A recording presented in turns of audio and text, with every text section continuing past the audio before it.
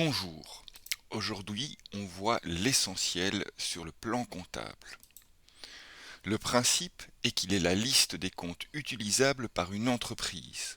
Elle est basée sur le plan comptable minimum normalisé, qui est déterminé par le roi par arrêté royal conformément au Code de droit économique.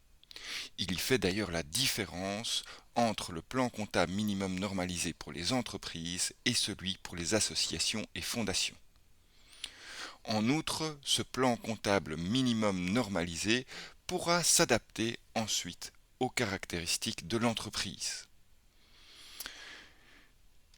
Plus concrètement, un compte est une subdivision d'une rubrique, qui est lui-même une subdivision d'une classe, du bilan, du compte de résultat ou des droits et engagements hors bilan. Il y a donc 8 classes normalisées qui font l'objet d'une classification décimale. C'est-à-dire que si on a un seul chiffre, on parlera de classe. Si on a deux chiffres, on parlera de rubrique. Si on a trois chiffres, on parlera de sous-rubrique. Si on a quatre chiffres, on parlera de compte. Et si on a cinq chiffres et plus, on parlera de sous-compte. Je ferai personnellement un raccourci et je parlerai de compte dès qu'on implémente des montants dessus, c'est-à-dire 3, 4 ou 5 chiffres en principe. L'ensemble des comptes réellement utilisés par l'entreprise est rassemblé au grand livre des comptes.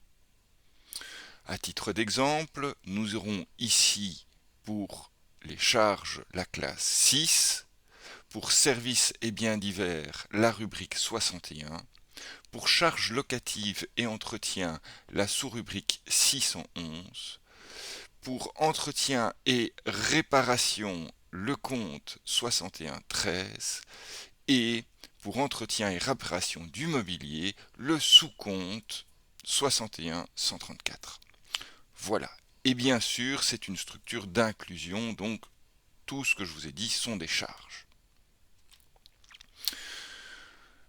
Voici comment se structure le plan comptable minimum normalisé. Nous aurons premièrement en classe 1 le patrimoine propre, les provisions pour risque et les charges et dettes à plus d'un an. On voit donc que ce plan comptable minimum normalisé commence par un passif de long terme, ou plus exactement peu exigible. Il sera suivi par la classe 2, frais d'établissement, actifs immobilisés, créances à plus d'un an, vous l'aurez compris, ce sont ici des actifs de long terme. Ou, plus correctement, des actifs peu liquides. Ils seront ensuite suivis par les stocks et commandes en cours d'exécution. Ce sont des comptes un peu spécifiques qui sont des actifs d'inventaire dont nous reparlerons par la suite. Ensuite, on a une subdivision, une classe numéro 4, qui est plus compliquée, car elle contient à la fois des actifs et des passifs. Nous avons des créances à un an ou plus et des dettes à un an ou plus. Ils sont par contre tous les deux de court terme, c'est-à-dire des actifs plus liquides et du passif plus exigible. Ensuite, nous aurons les liquidités, placement de trésorerie et valeur disponible. Actif donc le plus liquide possible. Il s'ensuivra d'abord les charges et ensuite les produits qui, eux, sont de manière assez cohérente, tous rassemblés dans une classe. On terminera par les droits et engagements hors bilan dont on parlera peu dans ce cours. Voilà, vous savez tout ce qu'il vous faut maintenant pour répondre aux exercices de la partie numéro 1.